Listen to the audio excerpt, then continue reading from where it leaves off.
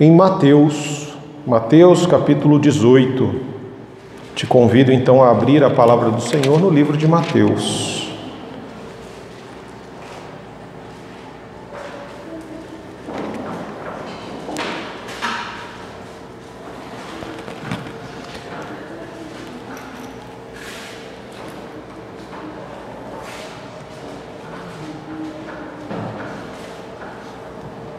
Mateus capítulo 18, a palavra do Senhor nos diz que naquele momento os discípulos aproximaram-se de Jesus e perguntaram: quem é o maior no reino dos céus? E Jesus, chamando uma criança, colocou-a no meio deles e disse: com toda certeza vos afirmo que se não vos converterdes e não vos tornardes como crianças, de modo algum entrareis no reino dos céus. Portanto, todo aquele que se tornar humilde, como esta criança, esse é o maior no reino dos céus. E quem recebe uma destas crianças em meu nome, a mim me recebe. Entretanto, se alguém fizer tropeçar um destes pequeninos, que creem em mim, melhor seria amarrar uma pedra de moinho no pescoço e se afogar nas profundezas do mar. Ai do mundo, por causa das suas ciladas. É inevitável que tais ofensas ocorram, mas infeliz da pessoa por meio da qual elas acontecem. Sendo assim, se a tua mão ou o teu pé te fizerem cair em pecado, corta-os e lança-os fora de ti, pois é melhor entrares na vida mutilado ou aleijado do que, tendo duas mãos ou dois pés, seres atirado no fogo eterno. Se um dos teus olhos te faz pecar, arranca-o, lança-o fora de ti, pois melhor é entrar na vida com um olho só do que, tendo os dois, seres lançados no fogo do inferno. Senhor, nós te agradecemos pela tua palavra, pedimos que nos ajude nesse momento, dando-nos discernimento sobre aquilo que nós lemos, que o teu Espírito Santo fale conosco na necessidade, na individualidade de cada um, ó Deus. É assim que nós oramos em nome de Jesus. Amém. No livro de Mateus, Jesus ele faz 5 grandes discursos, 5 grandes sermões, né?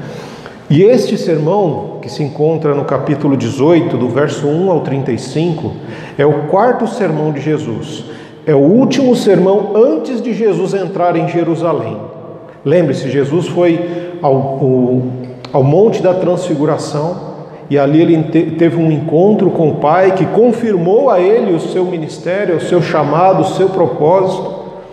E desde então, quando nós observamos a caminhada de Jesus, né, nós vemos Jesus dando várias instruções por meio de sermões, por meio de grandes discursos. E esse daqui é o 4º grande discurso de Jesus, instruindo essas pessoas que andavam com ele, seus discípulos. E o interessante é que nem todas as pessoas escolhem o caminho de seguir a Jesus.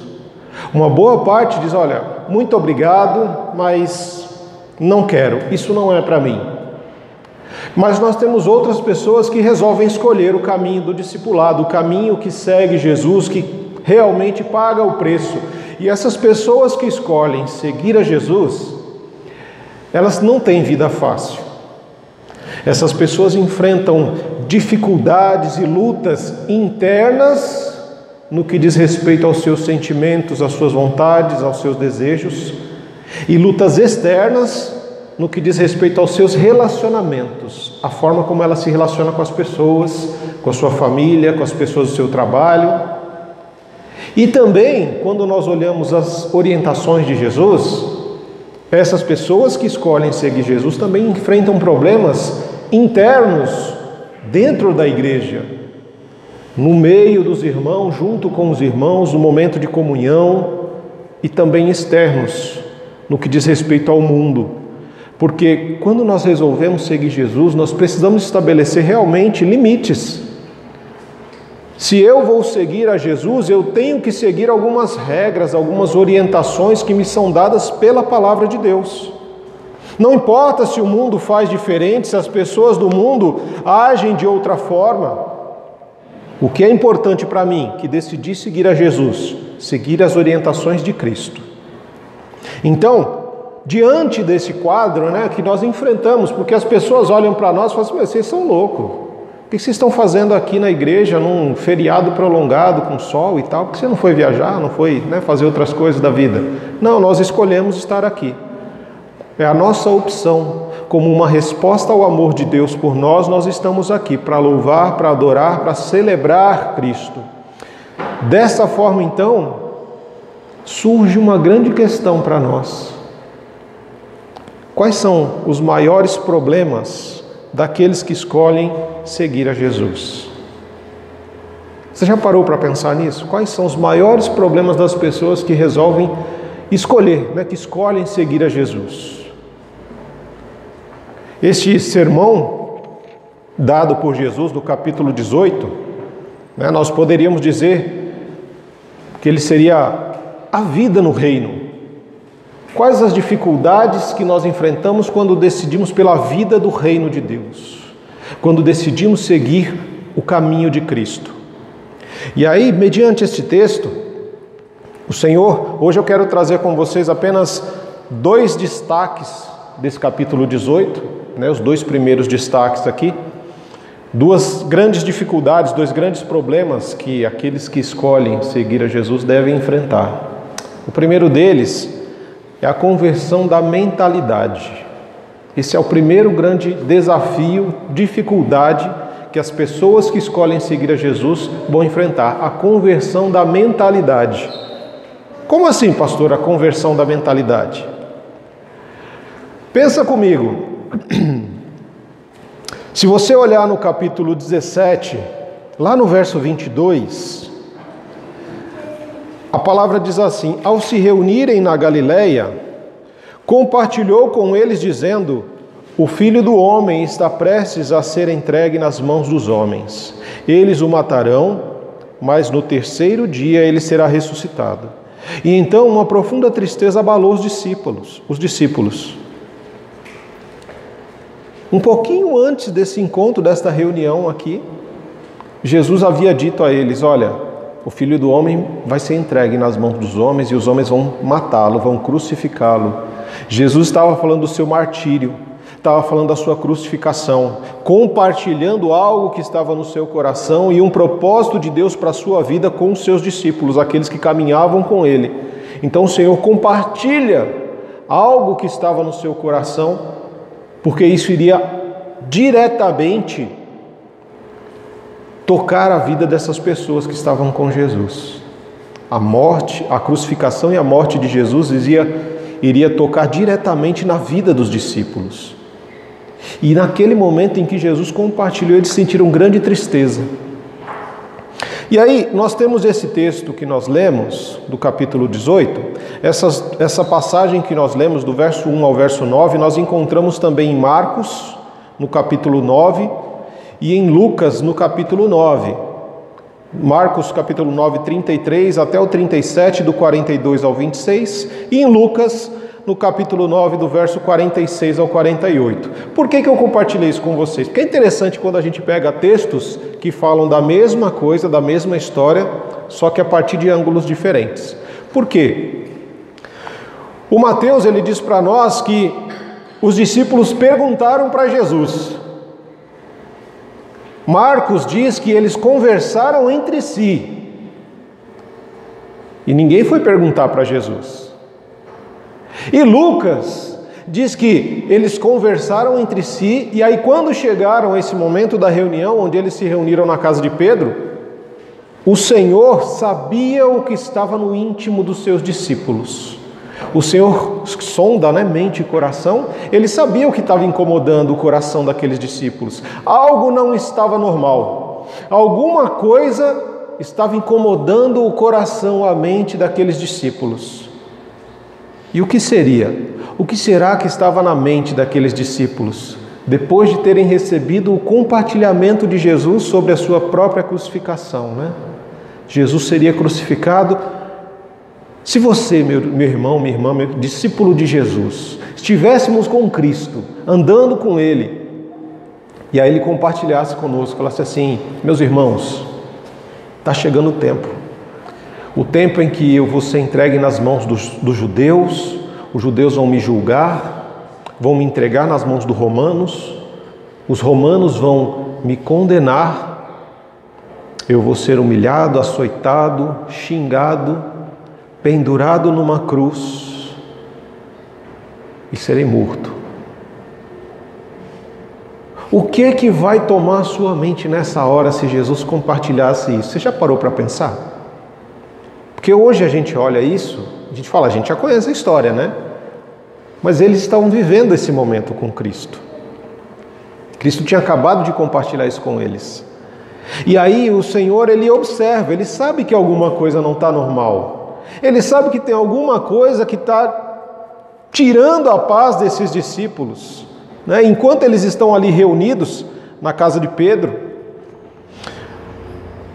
o Senhor, Ele começa a compreender que algo que não deveria estar naquele lugar, na mente e no coração dos discípulos, está atrapalhando eles de enxergar muito mais além. Os discípulos não estão mais preocupados com a crucificação de Cristo, com a morte de Cristo, ou com Cristo os abandonar, né, por causa da morte. Mas os discípulos estão com a mentalidade que eles aprenderam da sua vida dia a dia antes de conhecer a Jesus. Eles continuam com a mentalidade do mundo. Eles continuam pensando como o mundo pensa. O que estava tomando a mente deles? A competição, o orgulho, a vaidade, o desejo de ter poder, reconhecimento, de estar no lugar de destaque. Mas pastor, a gente não tem isso no texto. Isso está tudo embutido na pergunta. Senhor, quem é o maior? Quem é o maior no reino dos céus? Jesus fala que vai ser crucificado e eles estão se preocupando com quem vai ser o melhor no reino. Quem vai ser o maior? Aqui nós temos aqui os 12 apóstolos, os 12 discípulos que o Senhor chamou, mas dentre a gente aqui, fala aí, Jesus, quem que vai ser o maior lá? Quem vai ser o top 10 ali? Ou melhor, o top 12, né? Dos 12 apóstolos. Quem vai ser o maior no reino? Enquanto Jesus compartilhava de um propósito eterno, eles estavam preocupados com coisas mundanas, competições. Bem, nós temos 12, quem será que vai ser, né? Eu tenho que fazer alguma coisa para ser o maior, para ser o melhor. Eu quero ter mais poder porque eu quero de repente controlar os outros. Eu quero mandar os outros obedecerem. Eu quero ser servido no reino, né? Essa é a mentalidade do mundo. O mundo nos ensina isso. Se você quer ser reconhecido, você tem que ser o bom. Você tem que pisar no pescoço do outro para poder subir os degraus do sucesso. Você não pode ficar se preocupando com o sentimento alheio. Você não pode se preocupar se o outro está sofrendo ou não. Problema dele, problema dela. Você tem que se preocupar com você. Você é a pessoa de destaque. Você tem que ser o melhor. Você tem que ser aquele que as pessoas olham e veem e falam, e se rendem. Todos querem servir você. Isso é o que o mundo ensina. Mas Jesus, Ele sabia que os discípulos precisavam mudar aquela mentalidade, porque senão, aquela comunidade que estava sendo formada, comunidade dos santos que estavam sendo formadas, ela teria a mesma mentalidade que o mundo tem. Precisava haver uma conversão da mente daqueles discípulos. Então Jesus, de forma muito simples, porque o reino de Deus, ele é simples. O Evangelho de Cristo é simples, nós é que complicamos ele, nós é que dificultamos, criamos regras, burocracias, problemas, dificuldades. Mas o Evangelho é simples e Jesus, na maior simplicidade,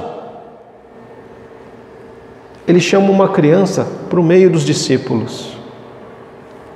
E o legal de quando a gente vê as crianças, né, indo para Jesus, a gente pensa assim, não, mas ela só foi porque Jesus chamou? Com certeza não, essas crianças já conheciam Jesus. Jesus já deveria ter tido alguns encontros com essas crianças, Jesus já deveria ter ensinado essas crianças, porque essas crianças vinham para Jesus. Né? No capítulo 19, lá fala, ó, as crianças queriam chegar em Jesus, mas os discípulos diziam, não vai incomodar o mestre, não. O Senhor fala, sai da frente que vocês estão atrapalhando. Deixa vir a mim os pequeninos, porque deles é o reino dos céus.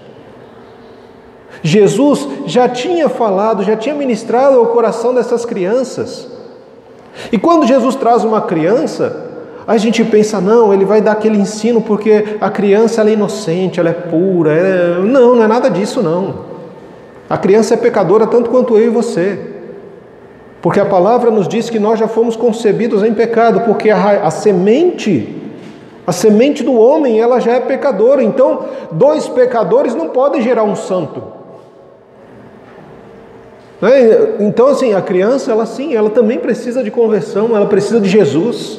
Por isso Jesus falou com as crianças, Jesus chamava as crianças para estar com Ele. Porque essas crianças estavam aprendendo do próprio Deus. E quando Jesus destaca a figura da criança, a criança representa o pobre de espírito, o fraco, o humilde. A criança representa aquele que é rejeitado por uma sociedade que só pensa em sucesso, em glória, em poder.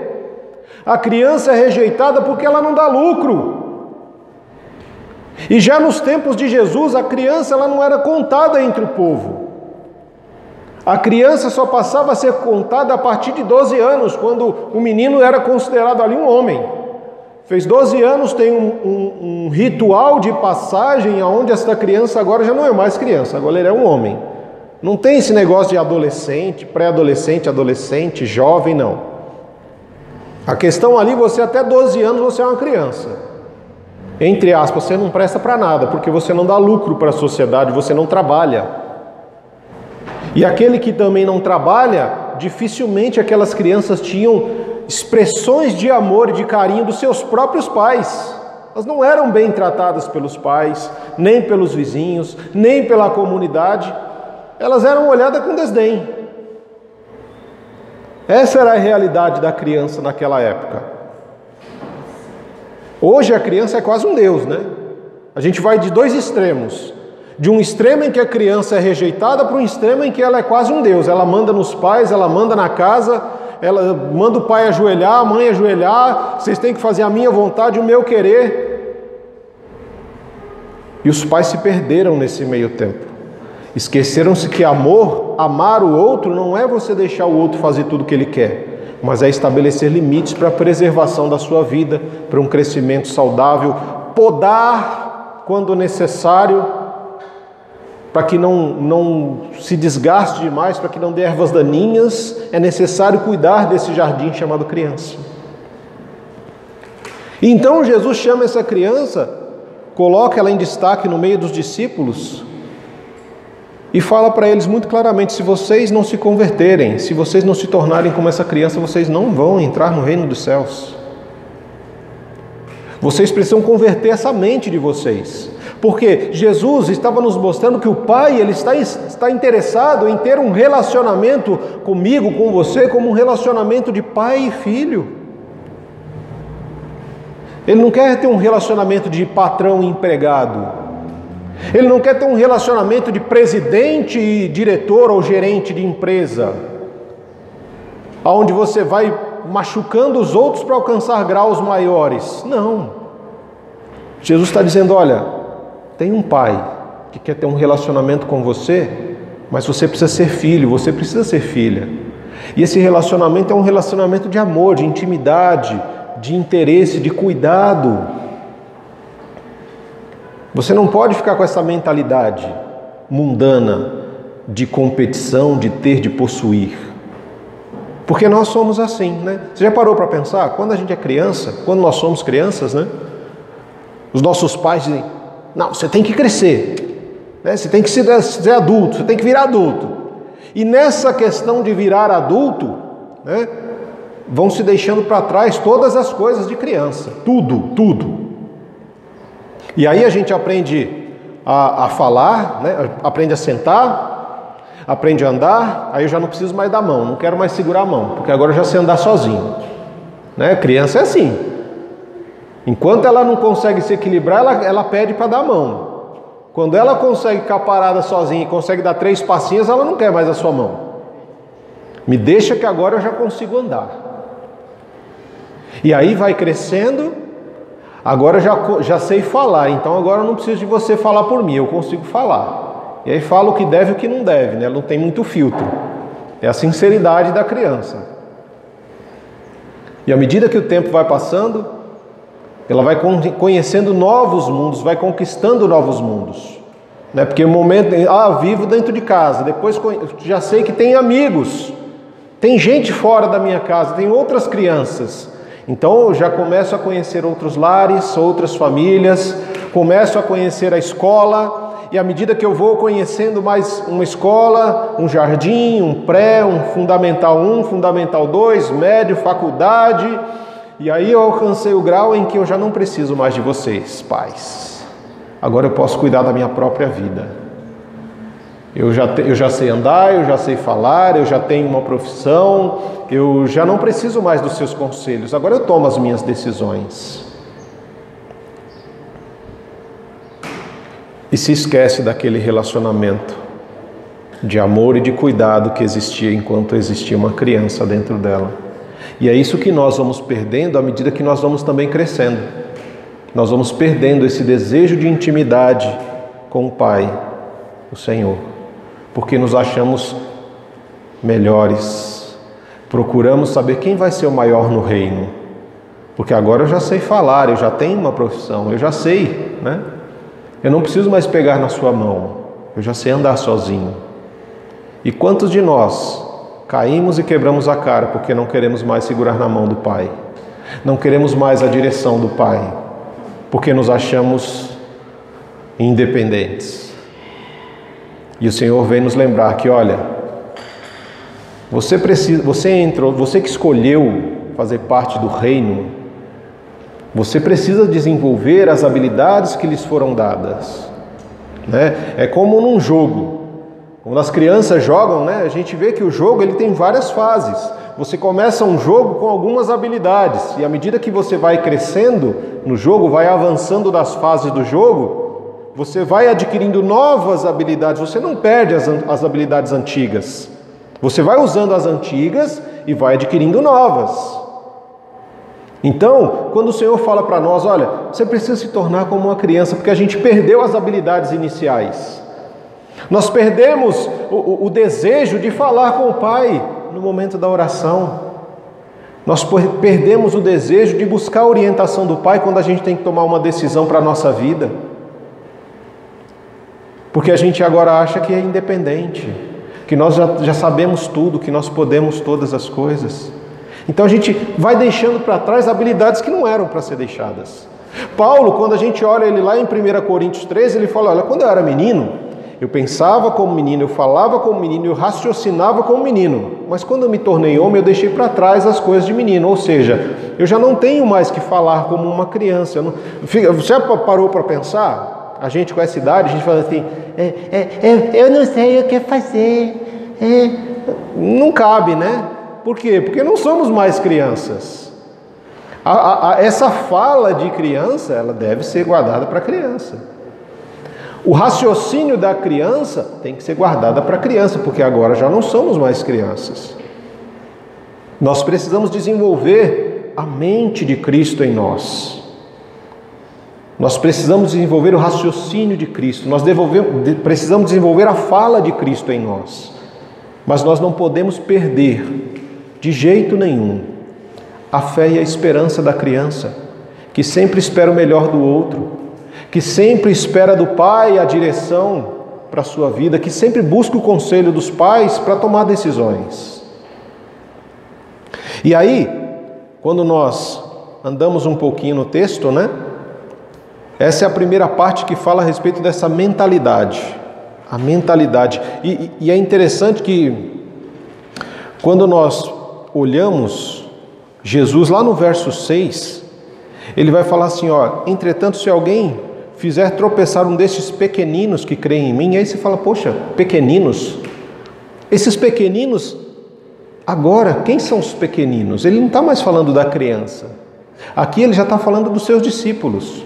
Porque todos nós que decidimos fazer parte da comunidade cristã, a comunidade dos santos, todos aqueles que decidiram escolher seguir a Jesus, nós agora nos tornamos como crianças no reino. Mas isso quando nós decidimos e começamos a caminhada cristã. Se você já está numa igreja há mais de 5, 6, 10, 15 anos, você já não é mais uma criança. Ou melhor, não deveria mais ser uma criança. Porque infelizmente o que nós vemos são pessoas que às vezes estão há 20, 30 anos dentro de uma igreja e ainda estão tropeçando, estão engatinhando, não desenvolveram, continuam sendo crianças espirituais. Tanto que Paulo fala para nós, muitas vezes, fala: olha, eu queria ter falado outras coisas com vocês, mas vocês se tornaram lentos em aprender. Eu queria dar alimento sólido, mas vocês continuam tomando leite. Por quê? Porque vocês decidiram, escolheram por Jesus, mas não desenvolveram. Vocês continuam infantis, vocês continuam sendo crianças espirituais. Isso não. Nós precisamos manter coisas de criança no que diz respeito à dependência. A criança, ela depende dos pais. Nós precisamos depender do Senhor em todas as áreas da nossa vida, mas nós precisamos desenvolver a nossa mente para alcançarmos a mente de Cristo. E quando nós lemos o verso 6 do capítulo 18 de Mateus, nós vemos que os fracos, pobres e humildes que eram representados pelas crianças, agora são os discípulos. Os discípulos que assumiram um compromisso de viver uma vida manifestando o reino de Deus, fazendo parte de uma comunidade cristã. Porque quando nós decidimos seguir a Jesus, nós também passamos a fazer parte da família de Deus, passamos a fazer parte da igreja. Assumimos uma nova família, temos muitos irmãos e assumimos novos compromissos. E aí vem o segundo problema que eu quero falar com vocês. O segundo problema daqueles que escolheram seguir a Jesus. O primeiro problema é a conversão da mentalidade.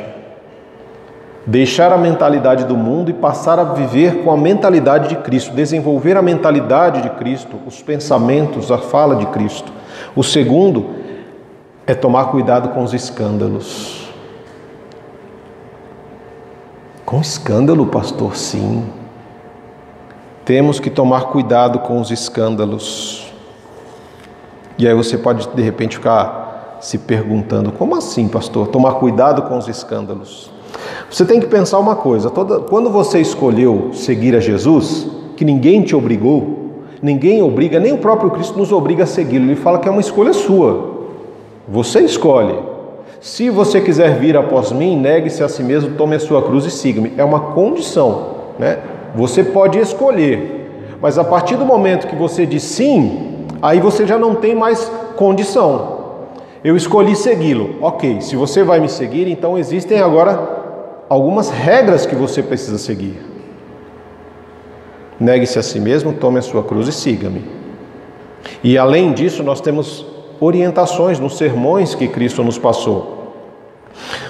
Aquele que escolhe por Cristo, ele escolhe uma vida consagrada a Deus, não numa questão de religiosidade formal e vazia, mas ele escolhe uma vida consagrada para ser cheio do Espírito Santo, para ser capacitado pelo Espírito Santo, para ser direcionado pelo Espírito Santo.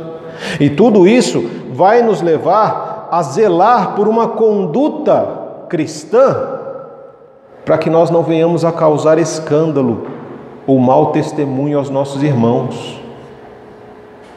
Mas pastor, eu não entendi o que é esse escândalo, né? Muitos de nós talvez tenhamos dúvidas quanto ao que quer dizer esse escândalo que Jesus está falando.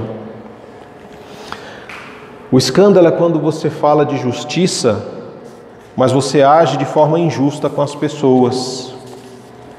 O escândalo é quando você fala de amor, mas você vive odiando o seu irmão. O escândalo é quando você fala de fidelidade, mas vive uma vida de traição e adultério, de mentira. O escândalo é quando você condena a pornografia e vive inundado na pornografia. O escândalo é quando você fala de casamento, mas você não ama a sua esposa, você não respeita o seu marido, você não educa os seus filhos. Isso é escândalo. O escândalo é alguém falar de santidade e estar afundado em pecado. Traduzindo o que é o escândalo é quando você fala uma coisa e faz outra. E isso escandaliza as pessoas. Quem de nós não se escandaliza quando a gente vê alguém, uma pessoa, uma figura religiosa, um irmão, um crente, né? Está lá pregando sobre o casamento, falando da importância da fidelidade, do amor à sua esposa e tal, e na mesma semana ele é pego em adultério. Isso não causa escândalo? Quem não se escandaliza com alguém que ministra e fala, olha, nós precisamos ser honestos nos nossos negócios, nós precisamos abençoar a vida de outras pessoas, nós precisamos zelar pelos bens que nos são confiados, e aí se envolve na política e é pego em corrupção, roubando dinheiro público, desviando verba pública. É um escândalo ou não é um escândalo? Principalmente, nossa, mas esse daí é aquele irmão daquela igreja? Ele é daquela igreja. Isso é escândalo, irmãos. E é o que Jesus está falando aqui para nós. A gente tem que ter muito cuidado. Porque o escândalo, ele faz um estrago tremendo. Por quê? E Jesus, ele faz aqui para nós ele dá um remédio, né? Jesus, ele é um bom médico. Então ele dá um remédio para a gente, olha, para que não hajam escândalos no meio de vocês, eu vou dar um remédio, mas não tem meio termo. Não dá para tomar dia sim, dia não. Não dá para tomar uma vez por semana. É um remédio que deve ser tomado constantemente. E Jesus muito claramente ele fala para nós, olha, se os teus olhos te fazem pecar, muda a sua forma de ver. Muda a sua cosmovisão, a sua forma de enxergar o mundo, as coisas e as situações. Você precisa mudar os seus olhos. Se esses teus olhos estão caminhando e levando você para o pecado, muda a sua forma de ver as coisas, as pessoas, a sua cosmovisão, a sua visão de mundo, a sua visão de igreja, a visão de ministério, a sua visão de família, a sua visão de negócios, de trabalho, ela precisa mudar. Muda a sua forma de ver as coisas. Se as tuas mãos te fazem pecar, muda. Se você sabe que pegar em determinadas coisas, as suas ações estão trazendo maldição para a sua vida, estão trazendo mau testemunho a Jesus, estão trazendo vergonha e escândalo, muda a sua forma de agir. Se os teus pés te fazem pecar, meu irmão, muda os teus caminhos. Onde é que você tem andado? Quais são os lugares por onde você tem frequentado? Se os teus pés estão te levando para lugares que você não deveria estar, muda os teus caminhos. Lembre-se disso. O mundo diz que todos os caminhos levam a Deus. As pessoas do mundo dizem isso. Nós sabemos que na história esse ditado ele está errado, porque todos os caminhos levam a Roma, que é o ditado original, não a Deus, a Roma. E nós convertemos isso hoje para dizer, olha, todos os caminhos levam a Deus, não importa a sua religião, não importa para onde você vai ou o que você faz, todos os caminhos levam a Deus. Você só precisa amar, né? Engodo, mentira do diabo, para levar você para os caminhos errados. Olha os teus caminhos, vigia e ora. Jesus já nos disse, eu sou o caminho, a verdade e a vida. Ninguém vai ao Pai se não for por mim. Não tem segundo caminho, não tem uma outra opção. É singular, ele é o caminho, não tem outros caminhos que não seja Cristo. Então, queridos, qual o remédio de Jesus? Muda a sua forma de ver, muda a sua forma de agir, muda os seus caminhos. Por quê? Porque o mundo nos dias atuais precisa de uma coisa muito importante. Uma coisa extremamente importante. Os seus filhos precisam de uma coisa importante. As crianças precisam de algo extremamente importante. Essa geração precisa de algo fundamental. Exemplos. Esse é um dos grandes problemas que nós enfrentamos hoje, a falta de exemplos. Exemplos bíblicos, pais bíblicos, mães bíblicas, para criarem filhos bíblicos. Quem são os ídolos dos seus filhos hoje? É o Neymar, o Messi, o Cristiano Ronaldo? Quem são os ídolos das suas filhas hoje? Você precisa se perguntar isso. A quem os seus filhos estão seguindo? A quem eles estão copiando? Porque a palavra é muito clara, quando aqui no verso 6 ele fala para nós: se alguém fizer tropeçar um destes pequeninos, que crê em mim, melhor seria que amarrar uma pedra de moinho no pescoço e se afogar nas profundezas do mar. Como é que a gente faz para desviar um dos pequeninos? Sendo exemplo. Mau exemplo.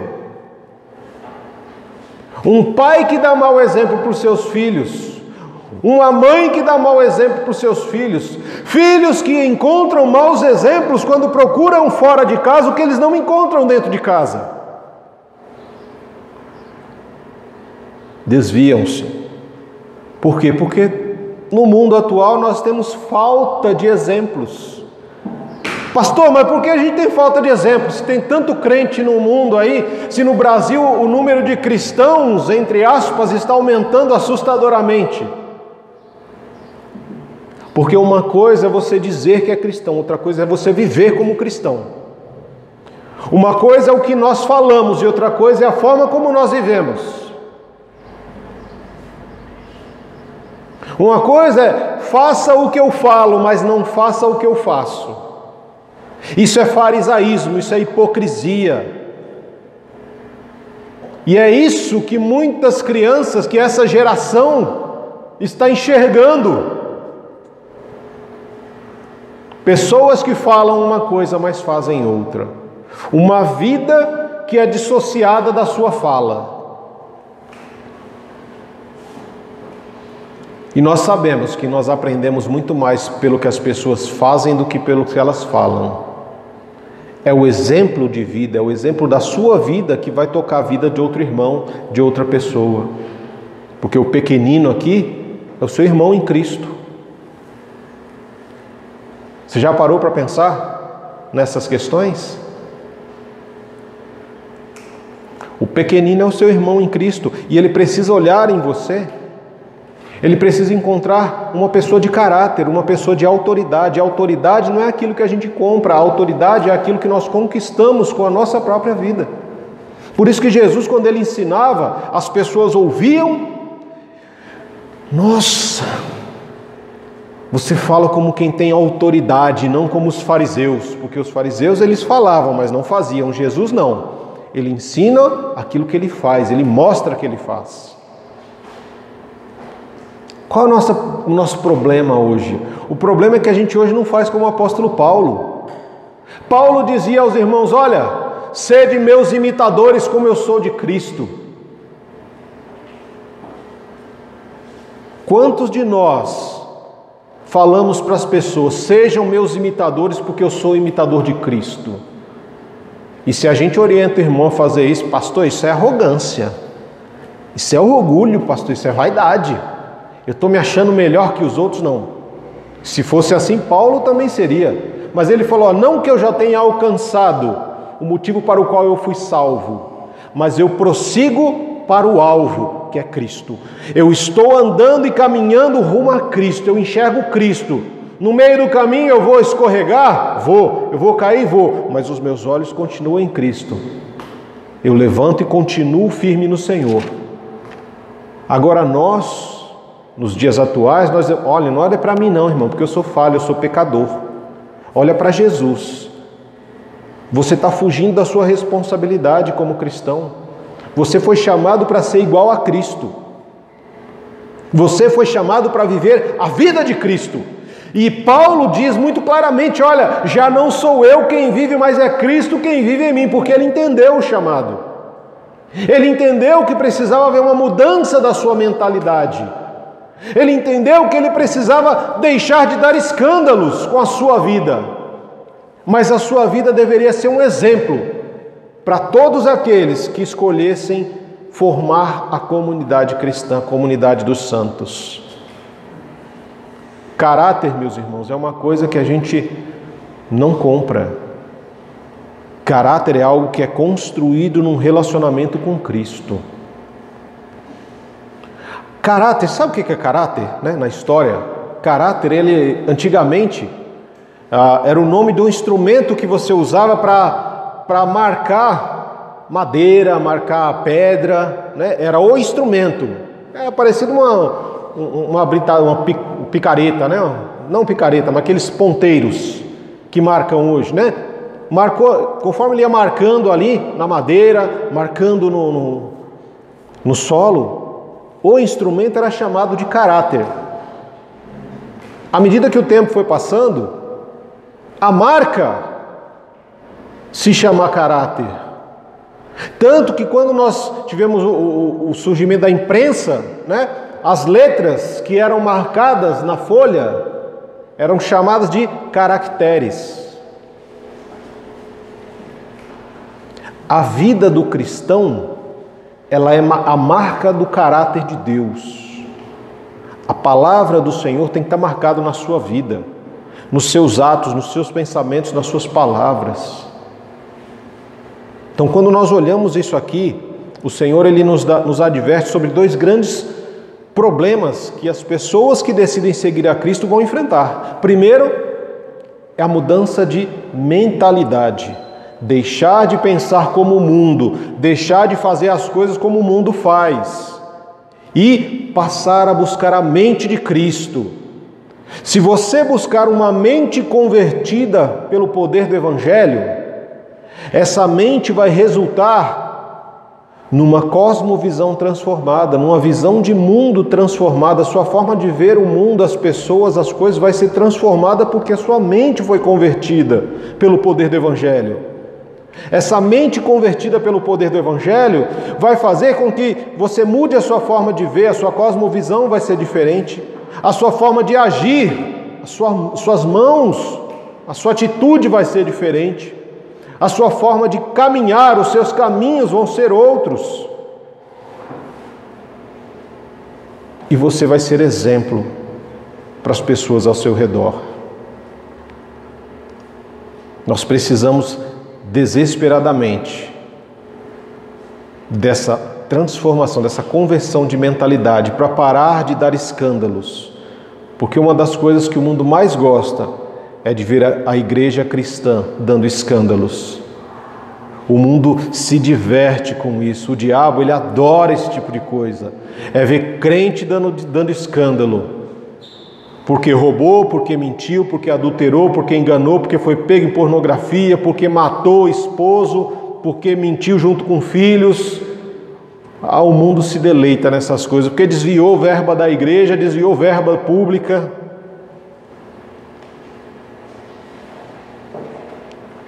Precisamos de uma mudança, de uma conversão da nossa mentalidade para a mentalidade de Cristo, para parar de dar escândalo, para parar de ver coisas que não devemos, para parar de pegar coisas que não deveríamos pegar, para parar de andar em lugares que não deveríamos andar. E assim, as pessoas acham que ler esse texto, elas leem de uma forma literal, e infelizmente, por falta de conhecimento, e aí fala assim, a minha mão me fez pecar, eu vou cortar a mão fora. O meu olho me fez pecar, eu vou arrancar o olho fora. Porque o meu pé me levou para tal lugar, eu vou arrancar o meu pé fora. O problema não está no olho, o problema não está na mão, o problema não está no pé. O problema está na sua mente, naquilo que ocupa os seus pensamentos. E Jesus sabia disso. Quando ele falou do seu martírio, os discípulos não estavam, naquele momento, todos tristeza. Por quê? Porque eu estou andando com o cara. Jesus era o cara ali naquele momento. Mas se ele vai morrer depois, quem vai ser o maior aqui entre nós, lá no reino? A mentalidade do mundo ainda estava dentro deles, e isso precisava ser destruído. Isso precisava ser transformado. Por isso que não tem, irmãos, meio termo. Não dá para ser meio cristão. Ou você é cristão ou você não é. Ou você serve a Cristo ou você serve ao mundo, o diabo e a carne, o seu ego. Não dá para servir a dois senhores. E se você ainda está na dúvida, meio que em cima do muro, uma hora eu sirvo a Deus, outra hora eu sirvo o meu desejo, a minha vontade, saiba que você nunca serviu a Deus. Você está servindo a sua vontade. Se você está dividindo isso entre uma hora servir um pouco para o Senhor, outra hora eu vou servir a minha vontade, não, você está 100% seguindo a sua vontade. Seu coração não está no Senhor ainda. Sua mente ainda está na mente mundana. Você precisa converter a sua mente. E isso vai transformar dentro de você a sua forma de ver, a sua forma de agir, os lugares para onde você tem ido. E dessa forma, a comunidade cristã, a comunidade dos santos, a igreja de Deus vai passar a dar bons exemplos. Vai passar a ser exemplo para o mundo. Porque hoje a gente não consegue mais diferenciar o crente da pessoa do mundo. O jovem dentro da igreja do jovem do mundo. Que faz a mesma coisa. Fica com tudo que é menina, com tudo que é menino. Faz sexo à torta e à direita. Não se importa com casamento. Casamento não, porque dá muito trabalho, pastor. A gente fica, junta os trapos aí, se der certo bem, se não der, amém. Isso não é ser igreja. Isso é ser mundano. Por isso que nós precisamos estabelecer limites. Olha, isso é igreja. Ser igreja é isso que a Bíblia nos diz, é isso que o Senhor nos diz na sua palavra. O que passar disso vem do maligno. Ponto. Casais cristãos que entram em coisas que não deveriam, gente. Que são coisas absurdas que a gente vê as pessoas que se dizem cristãs fazerem hoje, que causa escândalo. Pornô cristão. Onde é que já se viu isso? Não, é porque nós somos um casal cristão e nós fazemos gravações de filmes pornô para casais cristãos, para incentivá-los, para instruí-los. Pelo amor de Jesus Cristo. Engodo do diabo, estratégia de Satanás, escândalo para a palavra de Deus.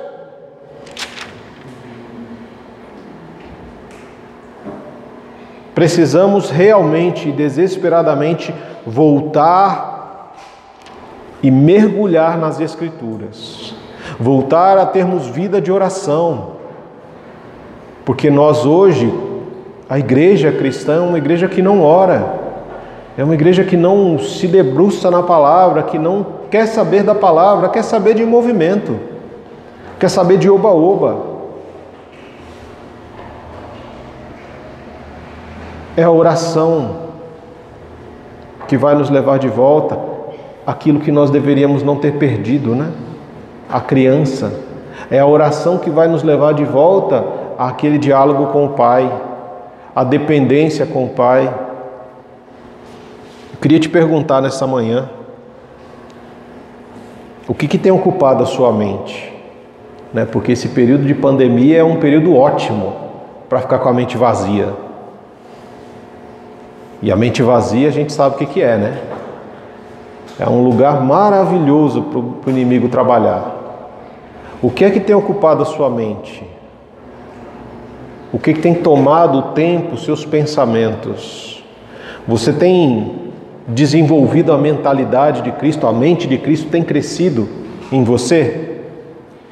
Ou você continua pensando igual as pessoas do mundo? Se hoje você pudesse comer as suas próprias palavras, as palavras que você falou de segunda-feira até hoje, até agora, essas palavras que você falou, elas alimentariam a sua alma ou elas envenenariam a sua alma? As suas, não é do seu vizinho, não é do seu irmão, não é do seu marido, do seu filho, do seu pai, as suas. O que você falou de segunda até agora, se isso se tornasse um alimento para você, alimentaria a sua alma ou você seria envenenado pelas suas próprias palavras?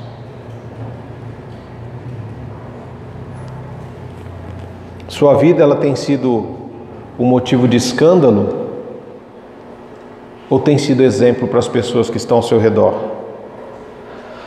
Se Jesus, ele fosse dar um testemunho sobre você hoje, o que será que ele diria sobre a sua vida?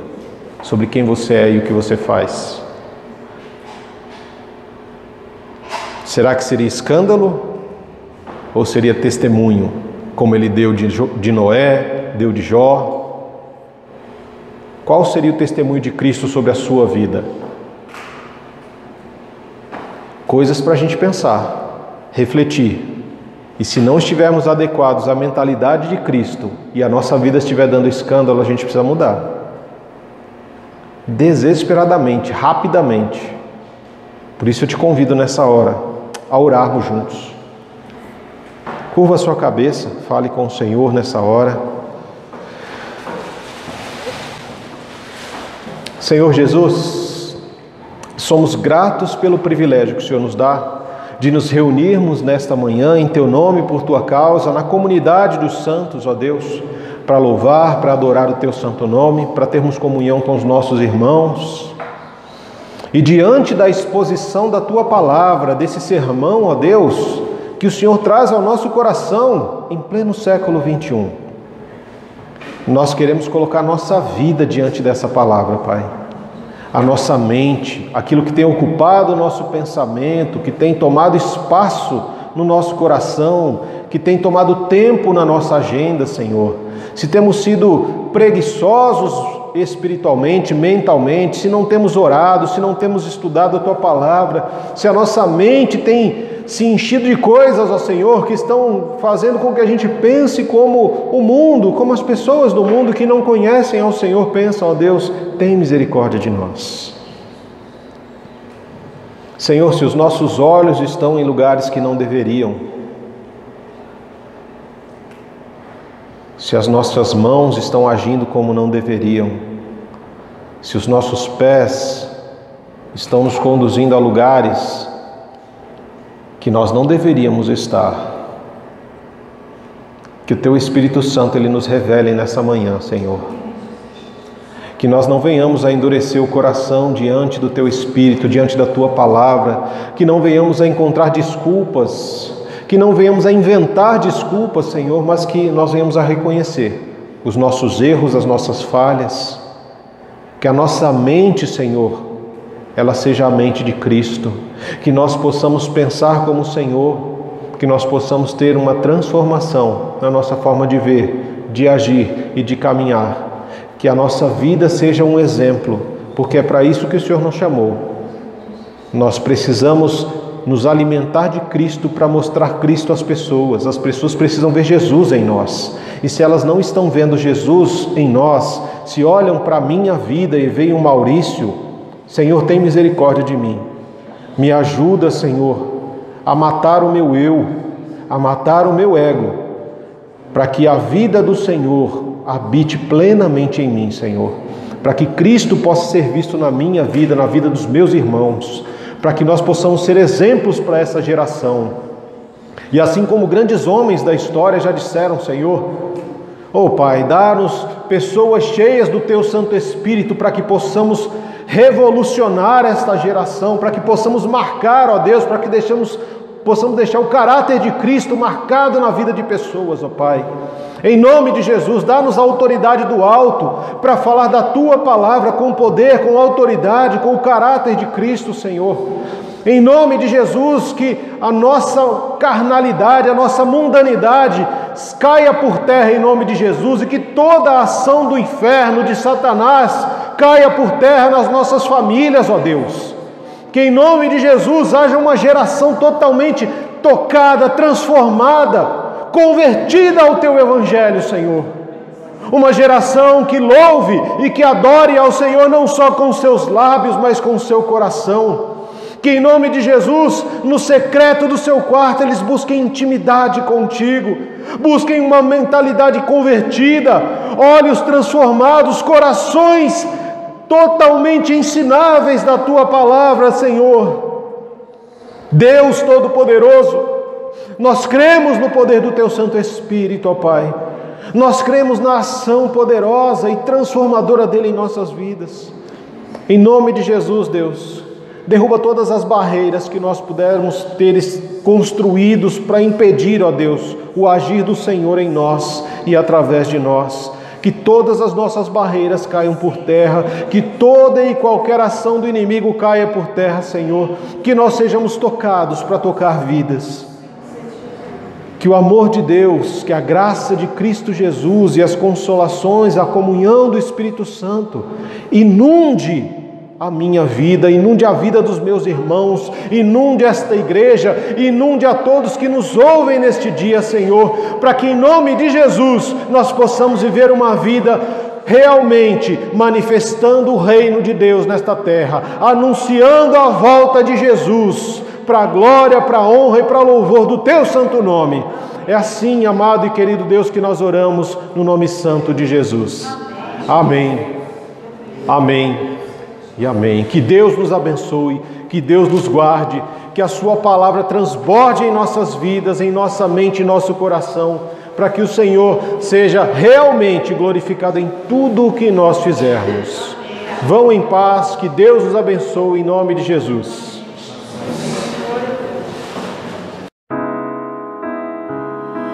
Louvar-te é bem mais do que eu mereço. Adorar-te é mais profundo do que eu pensei. Servir-te é tudo que eu espero. O que mais quero é estar mais junto a ti. Derramar perante ti os meus anseios. A minha oferta nesta hora é a verdade, sinceridade. E te mostrar os meus pequenos sonhos. Ah, Senhor, como eu dependo de ti para me curar, para me ensinar o caminho que devo seguir. Podes me usar, Senhor, como tu bem queres. Abro